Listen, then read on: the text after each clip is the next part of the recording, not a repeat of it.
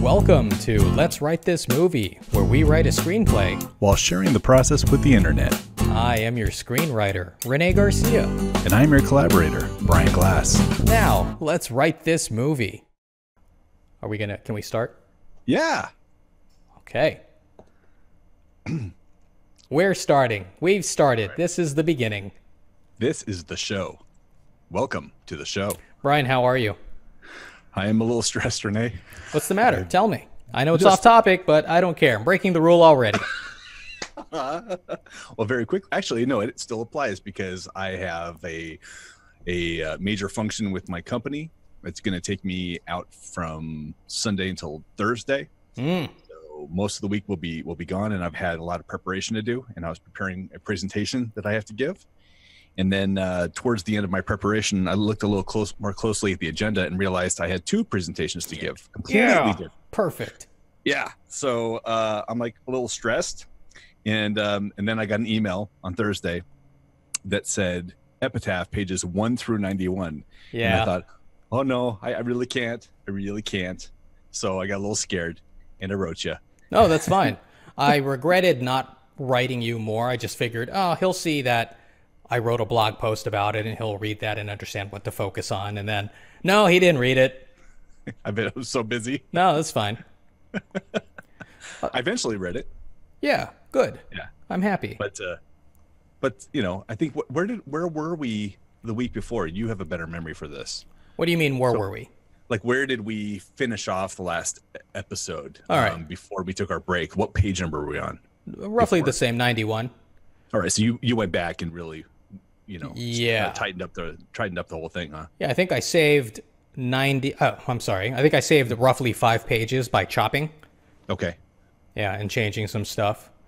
Yeah, so there was a lot of new stuff in this. Yeah. And stuff if you haven't read the change, like the whole script, then you're not going to know. But I did highlight what the major changes so far were, because as I was rewriting, I only got to about 45 before I said, you know what? I think it's time to send it over to Brian. Okay. Yeah. Well, I look forward to next week. I can spend a little more time back reading, which would be kind of fun. It'll be fun to read the changes. Yeah. Or, if you have downtime while you're traveling, you're on the plane or whatever, you just feel like, I'll read this script again for the 10th time. Funny enough, I'm driving because it's actually in Phoenix, but it's on the other end of town, so it's like an hour away. Oh.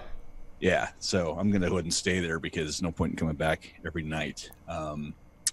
Plus, it's one of those morning to night really fun company function deals. Yeah. With the entire company, not just our little company. Oh. But like the holding company, and it's the big one. The out of towners are coming in, Brian? No, the out of towners. Yeah, exactly. Baguette.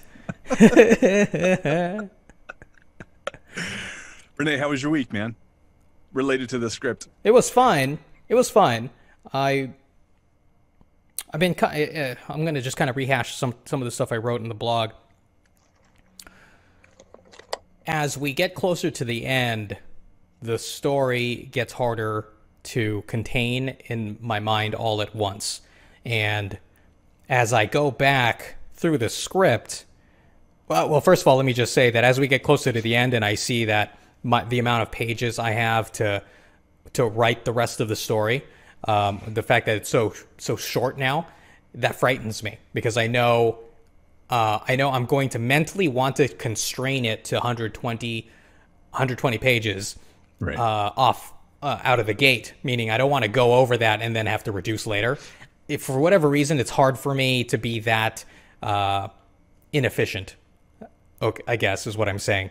So I know I would start truncating as I write, and instead of like really spending the time to describe certain things that I want the director to focus on, I'm just going to, summarize it as they fight or he dies, rather than, really describe how his intestines got ripped out and are dangling from their claws or whatever, And I think that will, knowing that I would do that mentally, it kind of takes some of the enjoyment out of the writing. I think if I were writing a book, it would be fine. In fact, I would love to.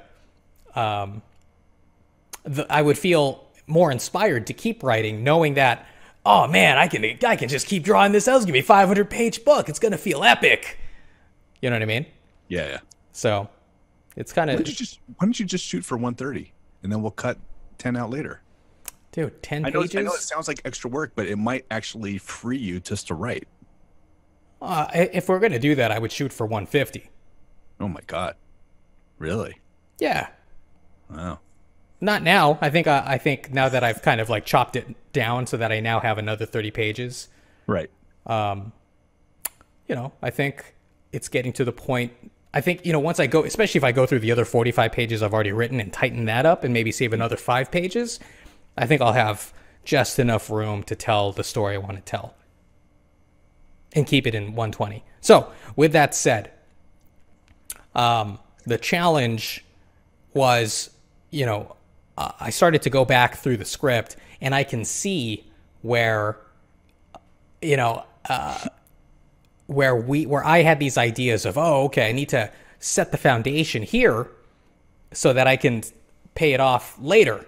And now that we're at later, I read the before and I'm like, oh, that's totally unnecessary. Right. So we talk about, and I know, and what's funny is that I can semi-recall some of the conversations we had, like when we talk about, you know, Boone and the dynamite, right? Reading it now, or you know, discussing it then, I felt like, oh yeah, this is totally necessary, and it's gonna be paid off perfectly at the end.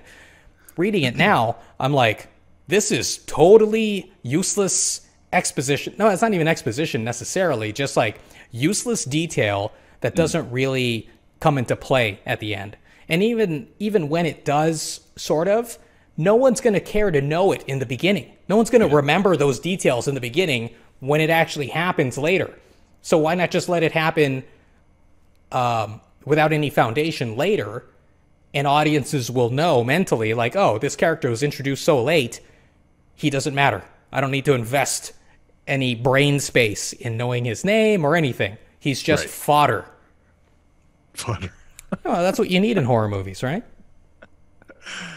You know, as you were saying that, I was thinking it'd be really kind of fun, you know, if this was successful and got picked up, just to have the little, like the little snippet that lives in the extras and the DVDs, or maybe just somewhere online. It's like a fun teaser. It's just called Boone, you know, and it's just his story, and it leads up to him, you know, dying. But it tells just the detail from his perspective. It's like a 5 to 8 minute, you know, short. It'd be kind of fun. Oh, dude, totally. I would love to use that as marketing. Mm-hmm. And then people will think like, oh, this is like a cool little featurette, right? Because as people know who watch this, you know, I covered the entertainment industry for a long time. So I always got these little featurette clips to put on my site.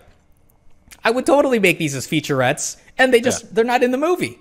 Right. But That'd be so cool. That I think I would love that as an audience member, because it gives me an idea of the story and the world I'm going to be immersed in without spoiling the story.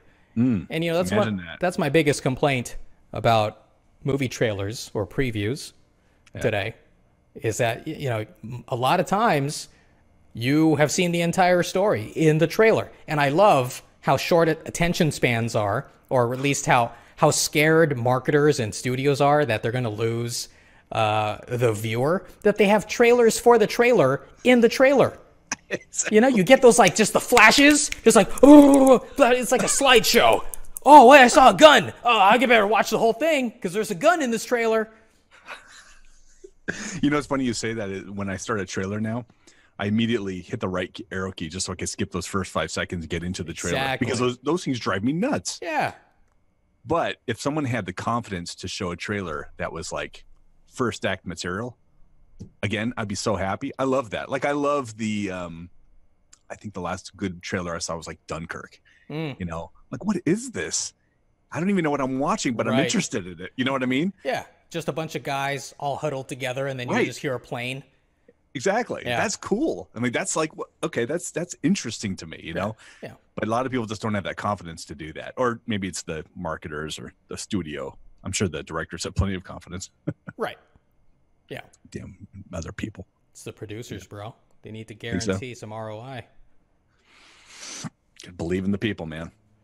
Just do what Netflix did and launch it with like no, no hoopla at all. Just all of a sudden there's a movie. Yeah, no advertising. You're just scrolling. Yeah. Oh, I've seen this. What the hell is this? Yeah, I'll watch that. An A-list actor. Wait, yeah. What? That's interesting. Now everyone's talking about it. Well, we're so far afield from what I wanted to do for this. I was trying to streamline this for everybody. I haven't talked to you for a week, man. Yeah, I know. Sorry. At least it's movie related. So I read somewhere, and I can't remember where exactly, so I don't know how much validity there is to this, but I'm reading now that there is enough that the American movie market is now a secondary thought for big films. That there is enough money in China and foreign markets that it's easier to target those markets, mainly because studios can't predict what will be the next outrage in the United States. That if they have, I can't even think of an example, but I think you get the idea of what I'm trying to say. Sure. That, that the standards of what is outrageous are constantly shifting, and it's so easy to like look back even a year ago and say, oh, this guy, made a joke about gays or whatever, and you can't do that now and still have a career in Hollywood. Right. You know what I mean? Right. Just things like that. So, and that makes sense to me. Like, have some predictability in your audience that you know what they want. I don't know. Like I said, I don't know how valid these arguments are. I'm not actually in the industry, but on paper, it sounds right. It's too bad those studio decisions aren't being made over in China, though. You know what I mean? I'm sure I think a lot of the decisions may be made that are as a result of what's happening in China, but Americans are still making those decisions for the most part, our studios and whatnot. You know what I mean? So it'd be great if you could just tap directly into the Chinese market and get an American, or an English speaking movie made, and distributed here as well. I don't think a lot of people are really doing that, though. I think it does. I mean, I think people in Hollywood, in the film industry, I think they have come to that same realization. I'm sure they have advisors. And I think the more we watch American movies that have Chinese actors in it, like, for instance, I'm sure you saw Mission Impossible Fallout, the most recent one. Yeah. There's a character in that movie named John Lark, right? It's supposed to be a pivotal character in this movie. And he turns out to be this Chinese guy. Yeah. And there's a big fight scene. And great fight scene. What's that? Great fight scene. I thought it was pretty good, but I did find it strange that this guy, once again, who happens to be Chinese, is kicking the crap out of Tom Cruise. Yeah. Right? And was basically going to beat both of the male American heroes, protagonists in this scene. One of them who's like 6'4", and Right. like the size of a mountain. Built. Yeah, you know what I mean? I mean, the guy plays Superman, right? So, martial artists or not, right? And he's supposed to be a CIA assassin and all of that, and he's just getting his ass handed to him by this. I mean, I'm sure this Chinese guy is whatever, right? He's probably of average height, but it just doesn't. It seemed a little too superhuman for me. So with that said, as far as I understand, one of the requirements, well, maybe not a requirement, but one of the things that helps a foreign movie get placed in the Chinese market is to have Chinese characters who are presented in a positive light. So you have these even if he's a bad guy, he's still a badass, right? Yeah. Or you look at The Martian with Matt Damon, who was pivotal and essential to saving the day. The Chinese government. Spoiler, everybody. Sorry, spoiler. I mean, it's a minor spoiler, but it happens. There was another movie. It had to do with space. What is it? I can't remember, but basically, a Chinese space pilot is necessary to helping save the world. So a lot of Chinese influence now Yeah. You know, to capture that market, which is why, Brian, I think our little project here is going to be successful. Enter Epitaph. Exactly. Introducing long. Get used to it, America. Yeah, that's the tagline. Epitaph. Get used to it, America. Be a long time before you don't. Hey. All right. I think I don't know if I said everything I wanted to say about the. Oh, okay. Let me just cover the changes in the script. So we're going to kind of cover it in the pages we're going to talk about, but I am changing. I haven't gotten to it yet. I haven't actually written this part, but I'm going to change. Well, since I haven't done it, maybe I shouldn't talk about it yet. Okay, so one of the changes was I was toying with giving Bao a voice, and now I'm just like, talk about that already? What? We're not going to talk about that? I wrote that in the blog post. Oh, well, I figured it was going to be something we talk about after we did a read through. Forget all of that. We're just going to go and jump into this. Do we have to read through this, Brian?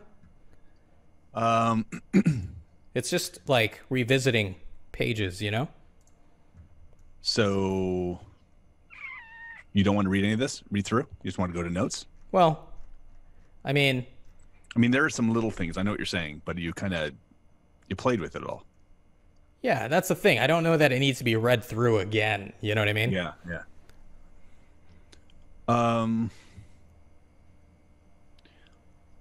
Up to you, man. Up to you. I know what you're saying, because it's kind of like 50% of it is new. Yeah. Within the pages. Right. Like the setup, especially the flashback. I think that's pretty different. Yeah. It's up to you. I am ambivalent. Well, let me just say I'm leaning towards no. Mainly because a lot of the dialogue is the same. It's just kind of broken up differently. Especially in the pre-flashback pages. Okay. How do you feel about it, Brian? I'm okay with that. I think we probably should do the flashback, though, because it is quite different. Okay. Different. Okay, I'll tell you what. Let's read the flashback. Even though that puts the onus on me. Does it really? Yeah, the other stuff before that is very dialogue heavy. I have a lot of voice work here, a little bit. You know I want to do this, right? Why do you want to do this? Oh, you want to hear the dulcet tones of Sally? She only has Early like Sally. it's gonna be generic female voice, bro. I don't have a range in female voices. Well, you better develop one. Take a moment. De-age Sally. Take away all of her cigarettes and gin. It'll just be the same voice. Wouldn't that be hilarious? This is clear for me. Like 18. Oh man. All right, so shall we dig in then on bottom of 84? Oh man. I didn't rehearse any of this, Brian. I rehearsed while you made coffee. I heard you. So very, very little. All right. Well. And plus the wrong part, so who cares? Oh no, I did this part. That's good. Bottom of 84. All right. Autumn. That's what you said, right? Bottom of 84. I thought you said autumn. Why would I say autumn? I don't know, because I'm looking at summer of 67 here. Okay. Autumn of 84. Ready? I better hide you. I don't want to look at you. I'll look at the screen. I'll laugh. All right. I'm trying to remember. Damn it. I'm trying to remember the first line of Summer of 69. Is that Don Henley? No, it's Bryan Adams. Something, six string. Right? Something about a six string? Oh, I think it's this is a really crappy song. What? Come on, No, bro. Negative. Insert flashback. Here we go. I'm gonna play Sweet Child of Mine now, just for you. What's that? I'm gonna play Sweet Child of Mine now, just for you. Just the opening guitar part. Oh, I should never tell you these things. Exteriors. Oh wait, is the script on it's something they can see? It's a full screen script, Brian. All right. Exteriors. Sound. Okay, my phone is looking at me and they're talking to me, and take your time. Take your time. Insert flashback. Exterior, Sierra Nevada mountains, 1867 summer. Malnourished Chinese workers haul broken rocks out of a tunnel. White men in fancy suits watch from afar in the shade of their tents while overseers ride horses and carry whips. Long, voiceover. I worked on the railroad with my brother. It was a hard life. We worked from sun up to sundown, and if one of us stopped working, the punishment was severe. A young Chinese worker falls over from exhaustion. An overseer rides up and yells at the worker. Overseer number 1. Get up! The worker struggles to stand, but falls over again. The overseer whips the worker, again and again. Long, voiceover. Worse, they were manufacturing explosives on site, and they used the Chinese to set it off. No one knew how stable the dynamite was, but we learned fast. An explosive detonates within the tunnel, followed by panic screams and then silence. A few moments later, the charred bodies of a Chinese worker is carried out by other workers. The body is missing limbs. First of all, let me just pause really fast here, Brian. I know you sent me changes. Mm-hmm. Unfortunately, I was busy all day and I haven't had a chance to look at them. So if the changes were to dialogue and something doesn't match up, sorry about that. Go ahead. What? Go ahead. Go ahead. Okay.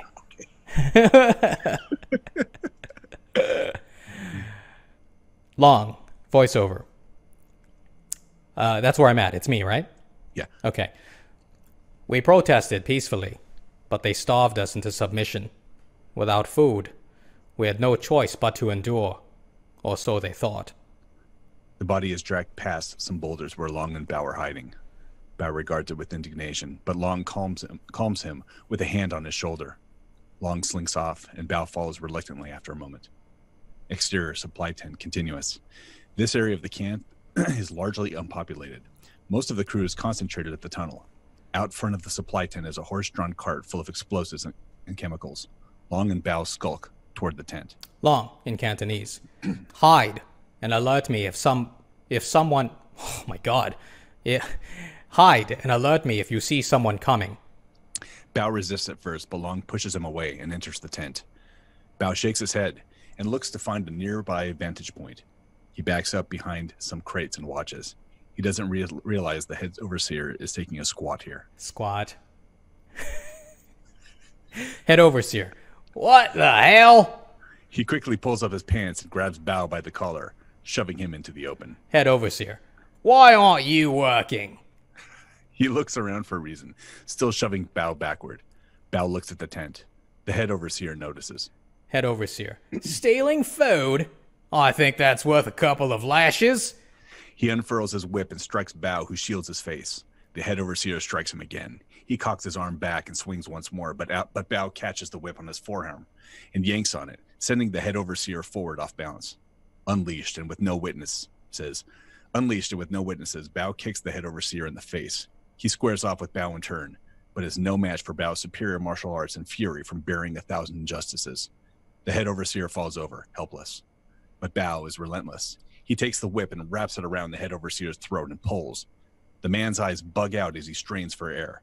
Bao grins as the head overseer begins to go limp. But then Long knocks the whip out of Bao's hands. Long, in Cantonese. No, you are not a murderer. Bao gestures severely, counting quickly with his fingers. Long, in Cantonese. I don't care.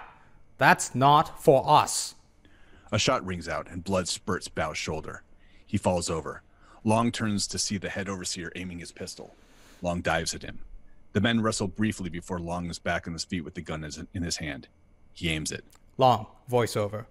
As I stood there, savoring his fear, I wanted to kill him. And that was the moment I became an outlaw. Pulling the trigger was just a matter of course. Long squeezes the trigger, and the head overseer goes still. Yells grow in the distance as overseers react to the gunshots. Bao moans, spurring Long into action. He picks up Bao and puts him on the cart of explosives. Long jumps into the driver's seat and picks up the reins. He's unsure of what to do at first, but then whips the reins and the horses begin galloping. Interior Nevada desert, cave, morning, days later. Shoulder bandaged, Bao sits by a small campfire at the mouth of the cave and watches Long practice drawing his pistol on a nearby tree. Long pulls the pistol and fires, but he misses the tree. He turns to see Bao's frown. Long in Cantonese. It's not as easy as it looks. He gives up and joins Bao by the fire. Bao looks frustrated. Long in Cantonese. What's the matter? Bao pats his empty stomach. Long looks away, unable to provide an immediate solution. Bao claps his hands together. Bao claps his hands and points at Long's pistol, then rubs his fingers together. Long in Cantonese. I'm not good enough with a gun to rob anyone.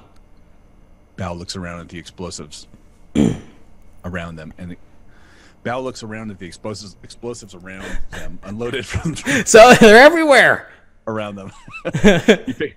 He picks up a stick of dynamite and clenches it around them as he squats. Long in Cantonese. And what would we do with that? In the distance, a train horn blows. Long and Bao look at each other, sharing the same thought. Exterior, Nevada desert. Train tracks later. Long and Bao hide behind a ridge as a train approaches in the distance. Long runs to the tracks with some dynamite, plants it, lights it, then runs back to cover. The tracks explode in a dark plume of smoke. The train screeches to a halt. Interior, exterior, Nevada desert, train, continuous.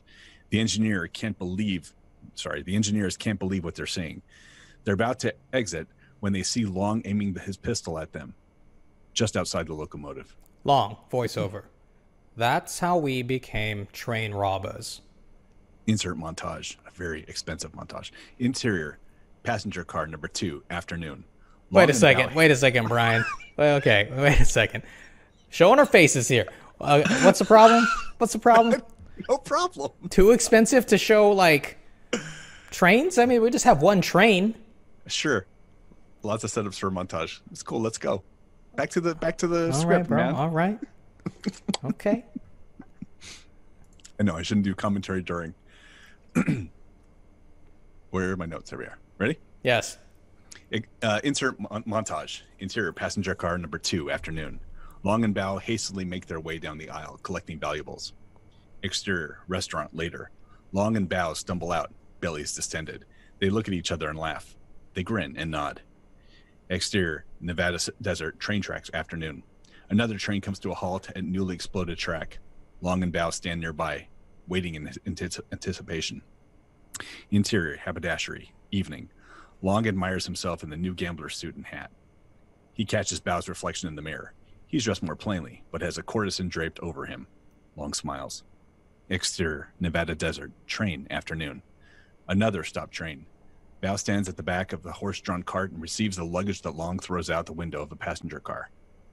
Interior, Nevada desert, cave, night. Bao sleeps next to the campfire, while Long looks through their hall. He opens a bag and finds books that look intended for children. He opens one and sees drawings of outlaws with bandanas over their faces. Long traces it with his finger. He puts it away and opens another book. It's an alphabet book with a picture for each letter. It reads, A is for apple. Long in Cantonese. Apple? Interior, passenger car, number 3, day. Bao collects passenger valuables, while Long provides crowd control. A male passenger rises and draws a long knife. Long, voiceover. Most times, we could handle trouble.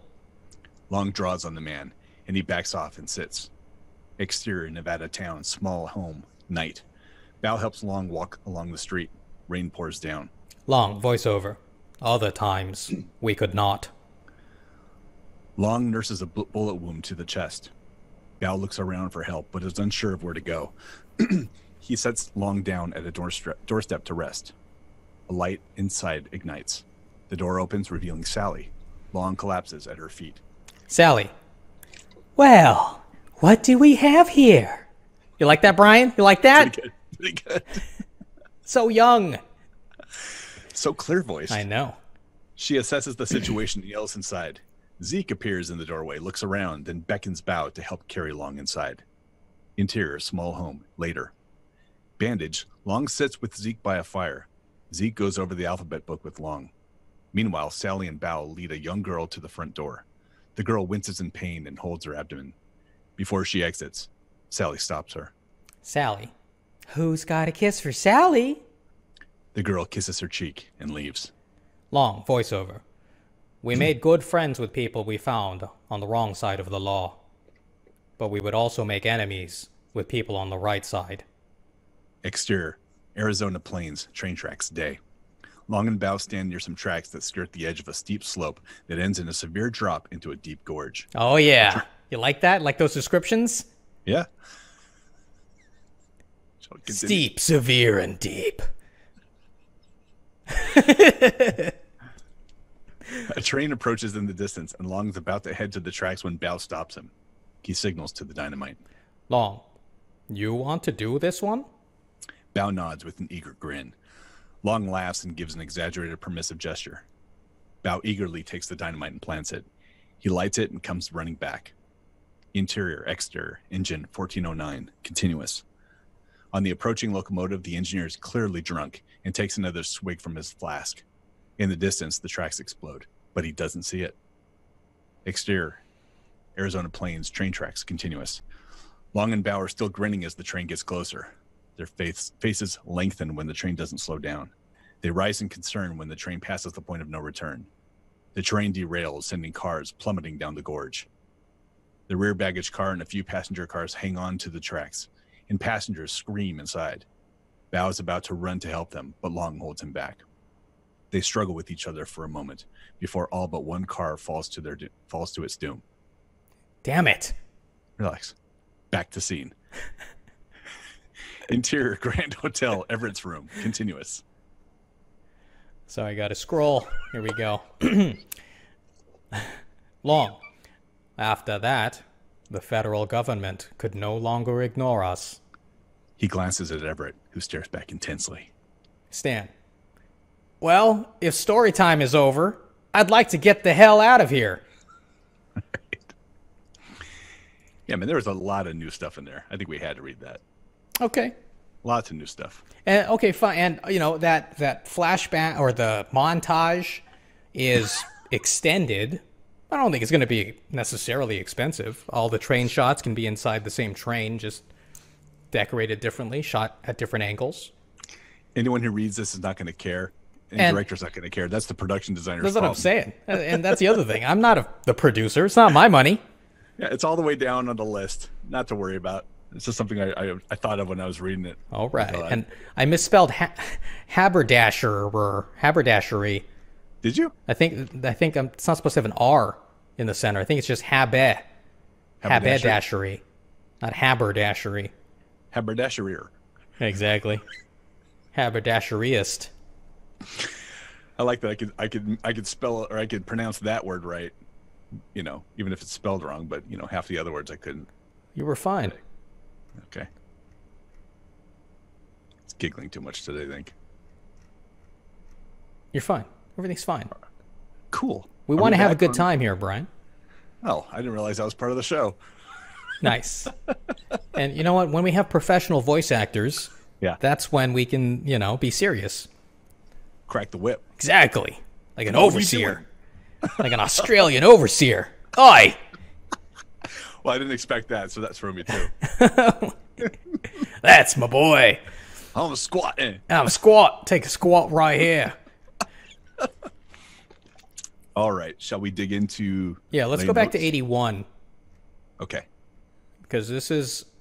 this is where the fight, the argument goes and the be the light speeches and all that, so... Yeah. Okay, Brian, lay it on me. Give me your notes. So before we go into any detail, I kind of look at this as two like large things to look at. There's the kind of before the flashback and then the flashback itself. Yeah. And I think that before the flashback, there are a few things I am going to comment on that I think I really gave it a little bit of a different look, and I'll talk about that. So I think there's a bit of polishing needs to be done. But the flashback, when I got there, man, I think it was like 6 pages. I breezed through that so fast. It was like it just read very, very well. Like all those issues that I had before, totally gone. Yeah. And I feel like it's it's strong because it's telling really compelling parts of the story quickly, and I'm getting a lot. You know what I mean? It's pretty dense, but I thought it was really just moved along very, very cleanly. So great job on that part, man. Let me just say that, and I didn't mention this when you asked me, about my time writing over the week. Yeah. What's sad, what sucks as a writer sometimes is you get so far into a portion and then you change your mind and decide to scrap it all. And I had rewritten a good portion of this and really got into detail. And I think that's where I started to panic about, oh man, I don't have a lot of pages left. Yeah. And here I am, I was all excited to talk to you about, I'm adding all of this backstory for these sub-characters. And it's like, it really ties up some loose ends about them. And then as I was writing it, I was like, oh my God, I'm creating new characters just to exist in this flashback, to make the flashback its own, like, fleshed out sub-story, right? And I thought, this is too much for audiences to really wrap their minds around. Let's learn from movie trailers and let's tell a story with these very short little bits, and people will just plug in the gaps with their minds, right? Yep. So that's what I did here. I know we're probably going to address this, but so just to make sure it came across, Brian, what do you think is happening with Sally? Like, what is her profession in the flashback? Yeah, it is one of my questions because I don't think it's very clear, but my understanding of it was that she was taking in wayward people, and I don't know if she was giving them medical treatment because they couldn't afford it or something, or these were people who were like living on the edge or without like care or something like that. But she was like helping either the unhelpable, like no one wanted them, or maybe helping immigrants. I couldn't really tell. Okay. But she's doing some sort of service that is outside of the regular, like, doctor's realm or something like that. Yeah. So in the flashback I was writing, it's much more explicit. And basically Zeke, I made Zeke a kind of like an unofficial doctor. Like, basically he provides these medical services without actually, I don't know if licenses were something that were handed out back then. Right. But basically he's like this doctor that performs abortions. And Sally brings in these young girls, to help them, basically, right? And so in the flashback I was writing, and I was like so excited. I was like, dude, this is perfect. It's so perfect. This is why Sally and Zeke have their saloon across from a cat house, because that's who they would need to provide services for. And I was going to change the whole beginning part where Sally is like, her introduction is she's not a bartender. She's walking down the stairs with another girl from the 9 Lives, right? Right. And we have the catchphrase, who's got a kiss for Sally, is said to her first. Or maybe she doesn't say it to her, she just kisses her on the cheek, and then she says it to Long and Bao.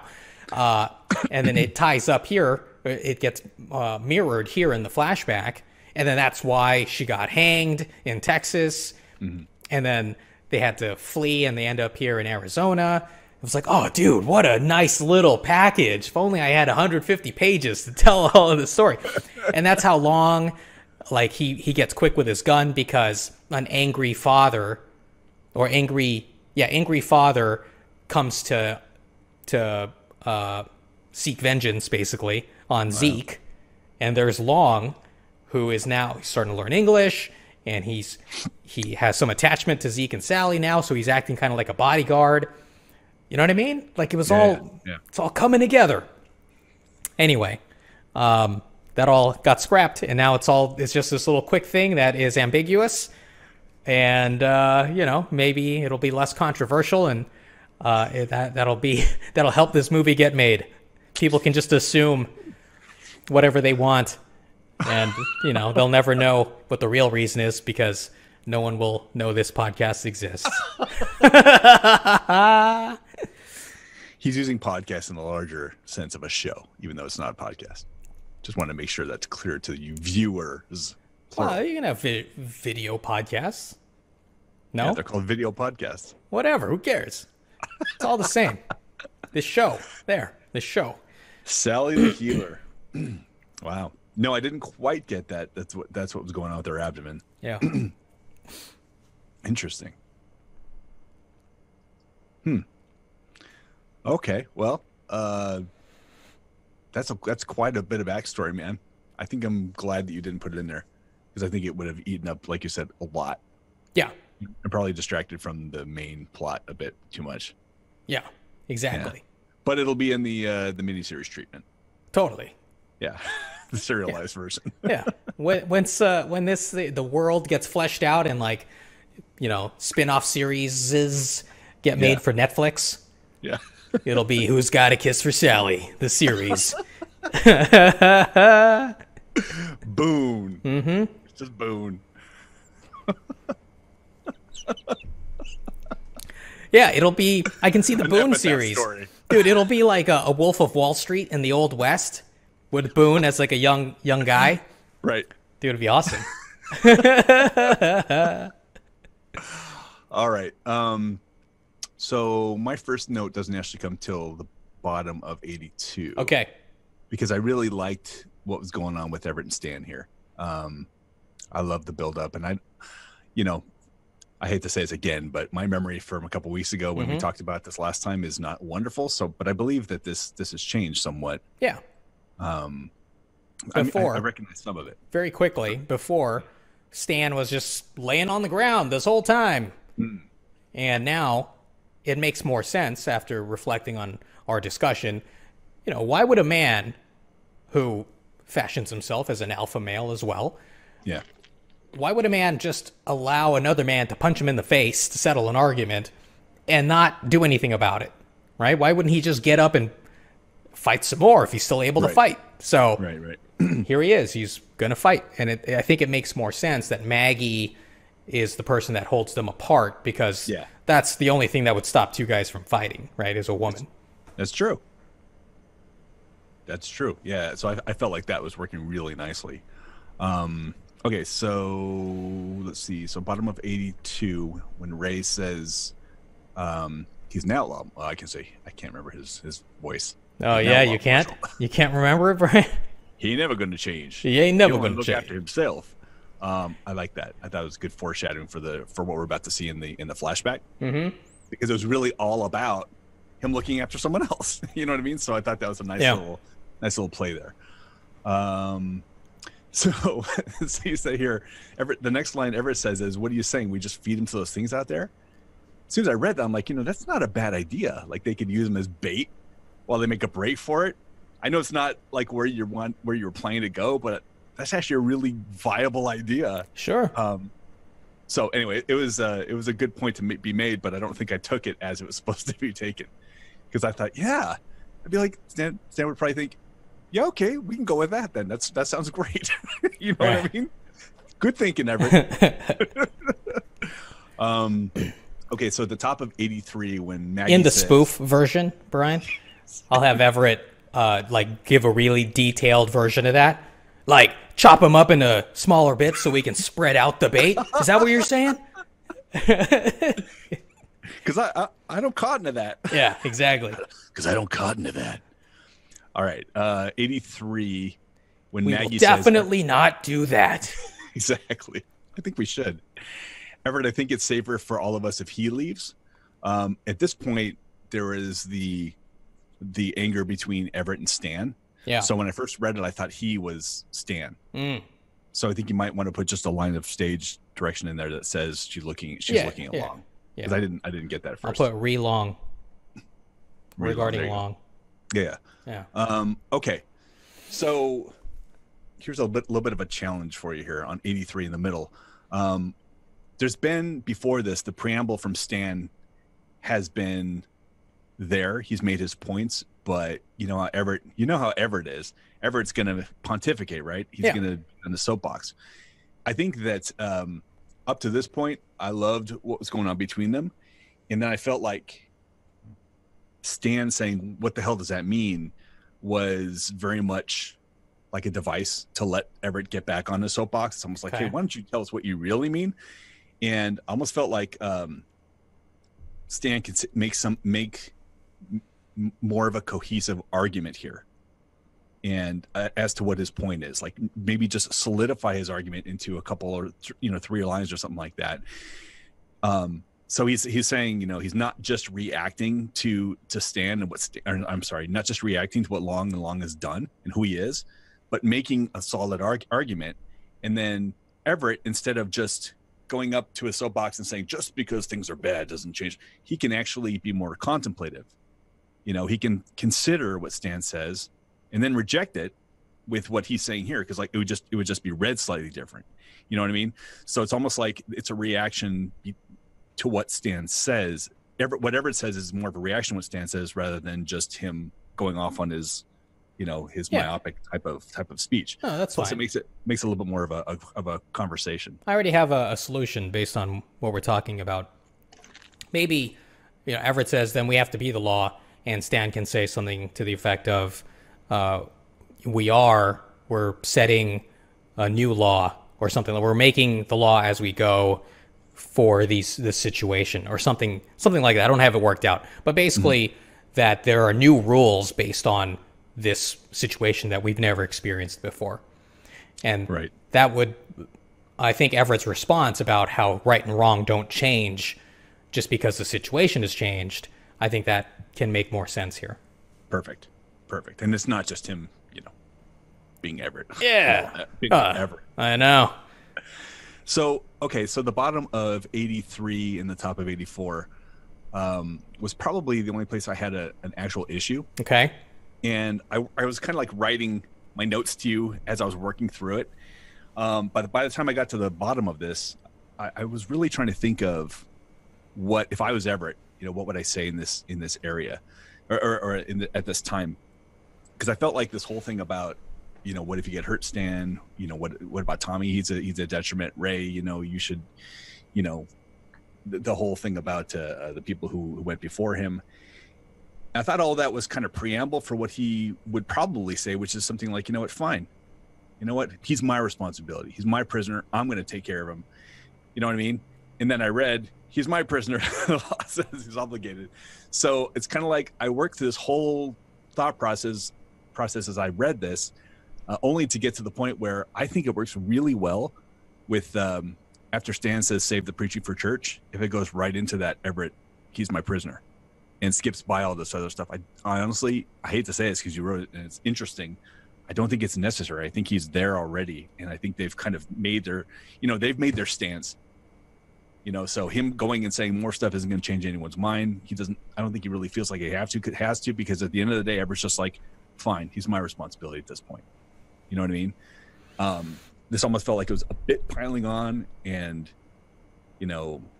I don't know the good that's kind of going to come out of telling Maggie, should we leave Tommy behind? Because obviously there's, no, you know what I mean? Yeah. And Ray, depending on how educated he's going to be like, excuse me, sir, and you are who to me? You know what I mean? But I'm making fun of it, but I really think it plays really nicely.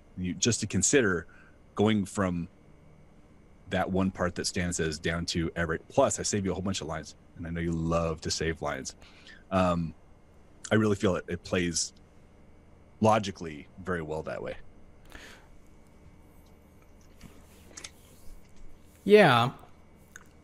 I agree. I think that in a real life situation, that makes sense. Like, well, I'm not going to be able to convince you, but I'm still going to do this. So there we are, right? Mm-hmm. As I think of this as a scene in a movie, though, as an audience member, a problem has been presented that seems like a red line for everyone in the room, and for one person just to say, "Well, that's not going to happen," right? I'm not going to do the thing you want me to do just because you want me to do it. Doesn't that just leave us with, well, Stan continuing what he's going to do? Like Maggie says, okay, Stan, go ahead. Beat up Everett so we can get away from Long. Right? That just kind of like, that doesn't resolve the issue in the scene. And to have Everett, and maybe this isn't the best way to do it, but to have Everett, put everyone else, like have them think about their own existence within this problem. I think it's necessary to help resolve the main issue in this scene. I know it wasn't very articulate there, but no, I okay. totally understand what you're saying. Because part of what you said is something I actually like about it. I like that there wouldn't be as much of a resolution. It's a very alpha thing to do. Fine, he's with me then, and it's like, there I am putting my foot down. I am the alpha. Who wants to really challenge me at this point? All right, let's move on to the next thing we're going to do. I like that he's doing that, or that he would do that. I mean, he's really just delaying that after kind of putting them kind of in their place. Although I feel like there's some false equivalence here in terms of what's going on with Long versus these other scenarios that you've outlined. Yeah. So it feels like he's kind of hitting everyone low a little bit, which I didn't like Everett doing, because he is kind of always taking that higher ground. So maybe just consider it. Well, here's another solution. Maybe he can say something like, if I can't convince you, then if he goes, I go. Like if Long has to go, I have to. I'll go. Then I go with him because he's my prisoner, and I'm obligated to look after him. And then everyone in the room can decide, like, well, that's not what we want. Yeah. Kind of make the. I love that he would make the choice. I think that there's only room for two alphas in the story. Yeah. For him to do that, to kind of make the choice. Maybe you can frame that differently. Well, I'm going to be taking my prisoner to the outpost. Anyone who wants to come with me is welcome to. Otherwise, you know what I mean? Just kind of flipping that idea around on its end. So that's more alpha. That's more Everett, kind of making decisions and people following the line behind him. Okay. I like that. Yeah. Yeah, that works. That works for me. Okay. So towards the middle of 84, let me just throw in something here, Brian. I think we had this discussion. I don't know if we had it on while we were recording, but I'll just rehash it. As someone who doesn't have a kid, if I ever get into an argument with someone who does have a kid, I just go for the kid, right? Because wait, what do you mean? Well, like if we're like getting into something heated and they're making like personal attacks or whatever, you just threaten the child. Just I know where your kid sleeps at night. So there you go. Then you win. That's how it works, right? And so I think a little bit of me was coming out there when I was talking about should we just leave Tommy because he slows us down, That's funny. You've never done that to me. Well, we've never I've never experienced that. Well, if we get into you make personal attacks, you know where my attack is going to go. Speaking of personal, I got to tell you, your hair looks fantastic today. Did you get a haircut? I did. Didn't I open the show saying that? Fresh cuts, Brian. Fresh cuts with the reveal. Here, let's do the reveal again. We weren't recording yet. Oh, well. I was trying to make it fresh for you. Fresh cuts. Oh, man. I always ask them now to kind of give me a little bit of body in the back. Yeah. So my head doesn't look just like this like jar. I've already got a flat profile, right? Got to get a little texture in the back to give me a little bit of interest. Make my head look interesting from the side. It's very interesting. Can't make the front look interesting, so from all angles. Yeah, this guy. I've got a bit too much body in the back right now. Okay. Anyway, what the hell does that mean? A pack of hot dogs back there? Nothing to do with my hair. I'll just say that. All right. All right. Speaking of the kids and the relationship with the kid. Yeah. A couple thoughts on Maggie before and after the cool off period. So when she says, "Let's take a minute before we go," I know what you're doing there. You're trying to give her the ability to go and interact with all the people. Yeah. It felt a little abrupt, and I think I missed this last time, but I think that it can be solved pretty easily if maybe Everett tells like Stan and Ray, you know, they're going to come together and plan their approach to the outpost or something like that. Like, what's the best way to go? And then Maggie kind of goes around as she's, you know, as they're doing that. And I'm not talking about dialogue at all. I'm just talking about just stage description. That she's going to go and tend to people as women do. But then now they're actually doing something during that time rather than just like, okay, well, let's just take a moment to cool off.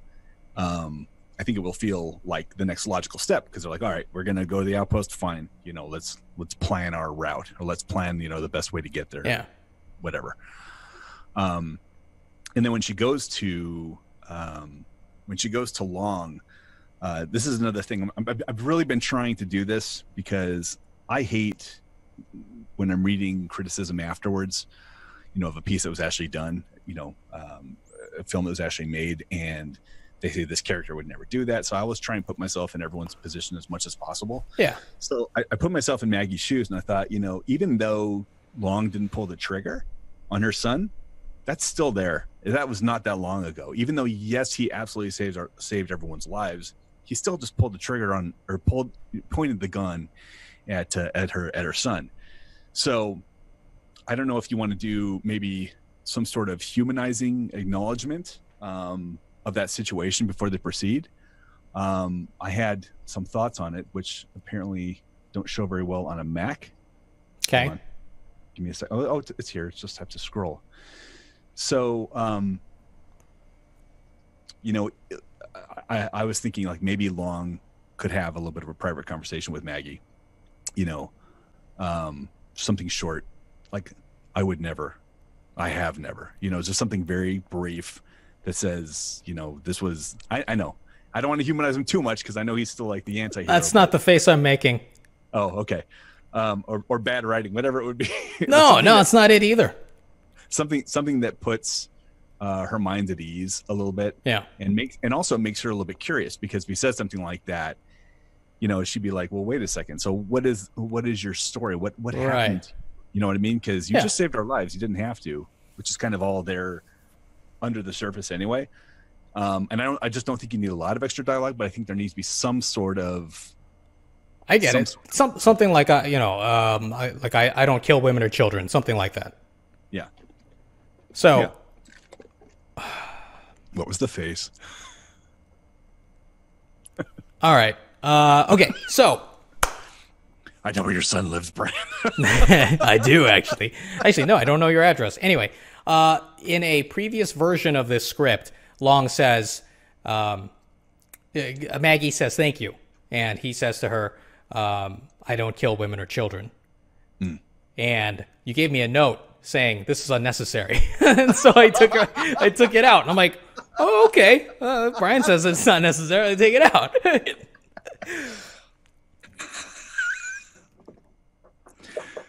What is that Walt Whitman thing? I don't know. It has to do with inconsistency, and you know, and so I contradict myself. Fine, it's something like that. I contradict myself, so I contradict myself. No, here's the thing. I hesitated to bring it up because I waffle back and forth on things that I want in or out. Sometimes, you know, I think some dialogue is good as I'm writing it, and then I go back and I get rid of it, and then as I continue down that new path, I realize, you know what, having that little bit actually makes sense. And then I go, you know, it's difficult to know exactly what works best in a scene, right? It's like going to the eye doctor, you know, and they keep flipping the thing. It's like, which is better, one or two? And sometimes they're the same, right? You just want to tell them it's the same. Are you doing anything? And so I'm always grateful when they say, or is it the same? I'm like, it's the same. Yes. Thank you for giving me that option. Anyway, so look, I can put it back in. It's not a problem. I personally, having that little bit of reassurance, I think that makes it a little easier for this woman to talk to Long, right? Because it kind of gives her, I think it will help dispel the image of her son having a gun pointed at him Yeah. if she knows that there was actually no real danger behind it. Does that make sense? Yeah. Yeah. You just said it, in about, a fifth of the time I said it. Yes, I Yeah. agree with that. And I agree with your original assessment. Sorry about that. Whatever, Brian. That's what this process is all about. All right. So I'm moving on into the cool flashback. I think this whole explosive thing works really nicely. Dude, so going back to what I said earlier, this flashback was before the abortionist and all that, before meeting Zeke and Sally. This was a really extended action sequence previously. We still have the Overseer and Long killing him. Let me see here. We protested. Shot rings out. Okay. And I described this really well too. Like I wrote how like Long, he pointed the gun and he delighted in the man's terror and all of that, right? Mm-hmm. And it was like very poetic. I was like, oh, Brian's gonna love this. And then I just like rolled with it. And like there was this long chase sequence where Bao was actually shot in the head. Oh boy. Right. And that's why Long thought Bao was dead. Yeah. Because he's down on the ground. And I had him like twitching and, like I had him mouthing words and it wasn't making any sense to show like, oh, he's really losing his speech. Yeah. Yeah. And he's on the ground, like trying to walk, but he's lying down. And so that made Long become a killer right at that point because, the one person that he was trying to protect his entire life just got murdered in front of him. And so that's when he turns and kills this Overseer.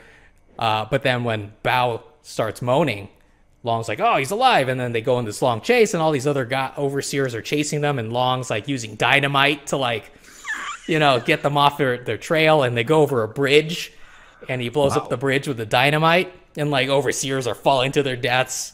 It was like, oh, this is awesome. But it was like extending forever. It was like 20 pages of this flashback. So I was like, forget it. So I chopped it out and I put it into this other file I have called Epitaph for Later. And so I just have these different sequences in there. Anyway, so that all got cut out. And now it's just Long is able to get away with, no muss, no fuss. Right. I don't know if that makes sense. But I thought it was really well done. Okay. I mean, what you cut it was really cool. So yeah, a few of my notes are just like, yes, love this. So you can see those later. All right. So my next note is... Oh, let me just ask this. I don't know if this is in there. So I have Long practicing on a tree, and I thought it would be nice to show the growth in the gun use. I don't have that here. And it was one of the things I sacrificed because I felt like, this montage is kind of getting long, and I don't know if it's necessary. Maybe people will just accept that he's now this like, preternatural gunslinger guy. But do you think it needs to be set up a little bit? Like, why is he so good? Because he practiced. Well, yeah, but we don't see that. I mean, it's okay. I can't hit a tree. Now I can hit exactly. anything. No, I don't even have to look. No, I think it's totally okay because we already know how it ends. All right. Why do we need to see that? Okay. You've given us. That's what I'm saying. You've given just enough. All right. Like he's not always been a great shot. Yeah. He started. He had to learn through that. Actually, that's cool. He had to learn that. He had to learn English. You're not showing him learn English. A little bit. What was B? He learned a little bit. What was B? He just says apple the whole time. Apple. Yeah. One of those shows is just him learning a apple. Netflix spinoff, man. We're showing the world. C. Choppa. All right. So, all right. So in 86, now let's address this.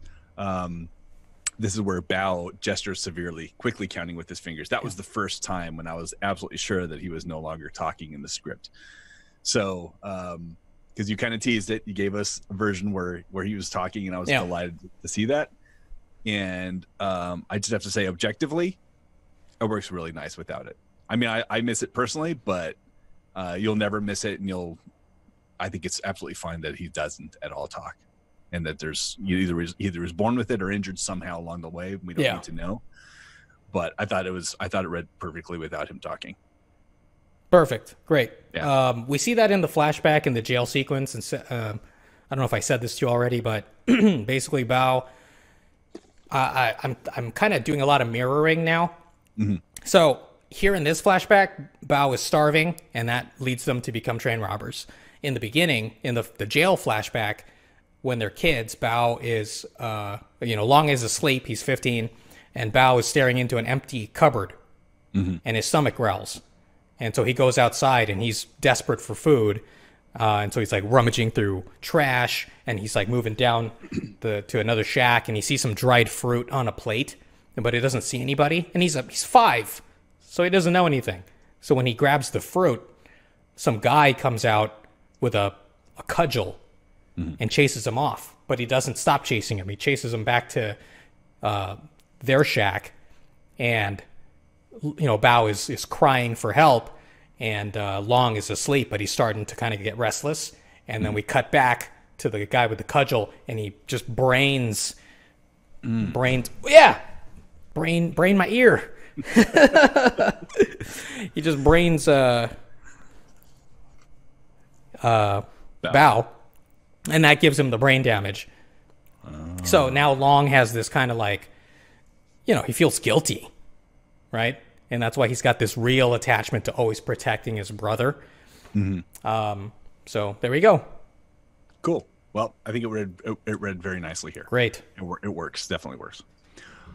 Okay, so at the bottom of 86 to 80, in the top of 87, that's where Long becomes a killer. Yeah. I felt like, yes, he's savoring his fear, and I wanted to kill him. I thought that all... Come on, Siri. Siri likes it, too. Yeah. Oh, sorry. 0, 0, 0, 0. You'll understand that. You don't like this little bit of voiceover, is what you're telling me. Actually, I do. I feel like it's like it just needs a little bit more. Okay. Where it says I wanted to kill him, I was thinking like, for what he did to my brother, to me, to my people. Just everything, all the oppression, everything's just coming up. The rage is building in him. So just add that little. Oh yeah, no, that sounds good. Cool. All right. I'm not even gonna read this to you. It's just too much gushing. Oh. I was loving this part. Okay, I'll just say this. Like that whole thing that basically everything that happens on 87 through 88, even though a lot of it is not in it's not necessarily the dialogue, it's the interaction between the two brothers. Yeah. I think it's a really neat element to flesh out, because it kind of helps inform who Long is. It informs that, yeah, he's done some things, but he's a very loving person. He's very giving, and everything here about brotherhood is just really nice little snippets. So I was just really enjoying this part. In fact, I don't really have any notes until 89. Okay. Yeah. Apple. All right. What? I was thinking apricot. So towards the middle, Long nurses a bullet wound to the chest. Yeah. I was like, wow, that's brutal. Like, so, he's, I don't know how you fix that, as a doctor at this time. Can that be fixed? Well, I mean, what I meant by that is probably someplace like up here, not like right here. Yeah. Like, like closer to the shoulder. I just didn't want to have to describe it. I mean, they're going to get the point, I thought he got like shot either in the lung or the heart or something. Like, Jesus, how's he coming back from this and just walking along? So you might want to just tone it down, or shoulder. I think is fine. All right. Yeah, I guess shoulder. I put it in the leg just because then he would need to be helped around. Okay. Yeah, that's even better. Leg. I just want to shoot him somewhere, Brad. Well, I wanted it to be injurious enough that he would collapse at a doorstep once he's set down. Yeah, exactly. So we already talked about Sally and what she's really doing. I did put a note about that, so I won't belabor that point. So the dialogue that you wrote at the top of 90 with Long, we made good friends with people we found on the wrong side of the law. My only recommendation was to move that up a little tiny bit to the bottom of 89, right before Bandage Long sits with Zeke by the fire, because I think it's a nice little intro to that, and almost like a counterpoint. Okay. A counterpoint to what happens next. And plus, if they're actually shooting this and reading it, those scenes happen like almost directly. Right. Yeah. Okay. So it could almost read like one long sentence, and I think it's nice to see that. Even the "Who's Got a Kiss for Sally," even though that breaks up his dialogue, you won't lose the thread. Yeah. Right. Okay. All right. I like this whole thing with letting Bao blow the next one up. That was fun. Oh, sorry, man. The rest of it's just love.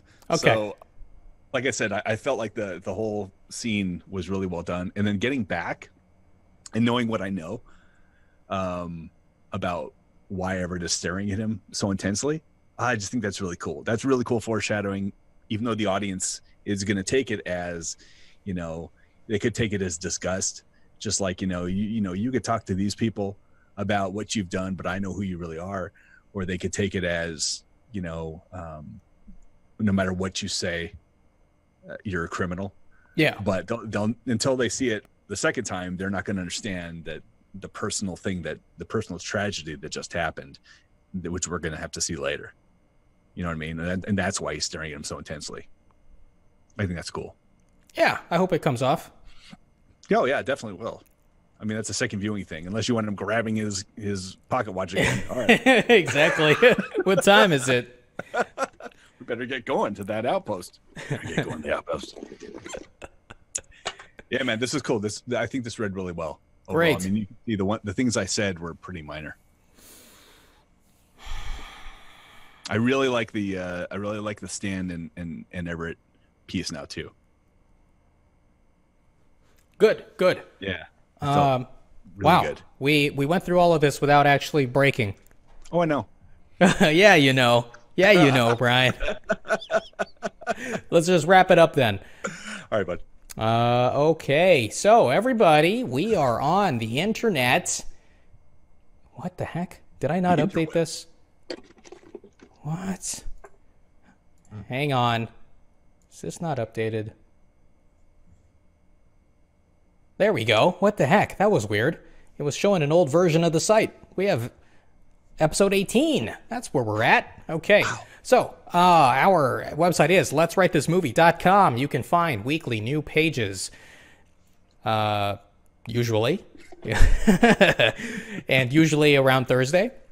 So, just click on any of the on the latest post. You can read about my thoughts on the week of writing, and then look at the new pages down here in this PDF viewer, and click these arrows to scroll through. And we encourage you to leave your feedback in the form below. And talk faster. We are also on Twitter. Over here. Here we are. It's our handle is @WriteThisMovie. No, you don't have to say you're. So I am on here all the time. Well, enough. I'm on here enough. How's that? And I would love for you to share your feedback here. Please support the project. I really think we're doing something new and unique that, you're not really going to find anyone else doing. And I think that's what new and unique means. But I like to... It's so new and unique. It's very unique. There you go. Uniquely unique. Exactly. That's all I really have to say. So please follow us. Please engage. And I will engage back. Let's get back to Brian and me. There we are. That's our face. Our faces together, side by side. I don't know what's going on with this side, but I feel like the lighting it has like a greenish tint. It's weird. I'm trying to reflect this lamp onto my hand. That's why, just to see if it's just my face or... Anyway, Brian... Anything else you want to share? No, Renee. I think we've covered it pretty well, as usual. Great. Fantastic. You? I just wanted to say that I am considering doing that cool sculpting. Have you seen that? Cool sculpting? Cool sculpting? Yeah. They apparently, freeze your fat Oh Lord. They put they freeze it with Look, why is he injections rubbing his chin? or something, right? And then the fat somehow gets passed through your body. They freeze it and it dies, I guess, and then your body absorbs it and passes it through you the normal ways. I was thinking about doing that just to get rid of this excess. Look at this. It's disgusting. This thing right here. Look at that. And that's called a what treatment? Cool sculpting. Cool sculpting. All right. I might need a freezer sculpting at this point, but Just put your whole body in there. Just chisel off the fat. This is great. Oh, I wouldn't want to be in the bathroom after that, though. Just saying. Oh, yeah. You said it passes naturally, right? I mean, in your case, to put you in a freezer, might just break off the fat. I'd have the handles in the bathroom. Just hold it on. Leave on that. Just passing an entire person out. Ugh. Wow. I think that's a new horror movie in the making. No. Uncool sculpting. Okay, Brian. I think that's it. Yeah, let's definitely leave on that note, please. So thank you for watching or listening. Actually, thank you for watching. You'll never be listening because I'll never get around to doing the podcast. Let's not be defeatist, Brian. Did you need me for this part of the conversation? Can you please not be defeatist, Renee? I will not. I mean, correct. I will be not defeatist. There you go. We will see you in the next episode. Bye. Goodbye.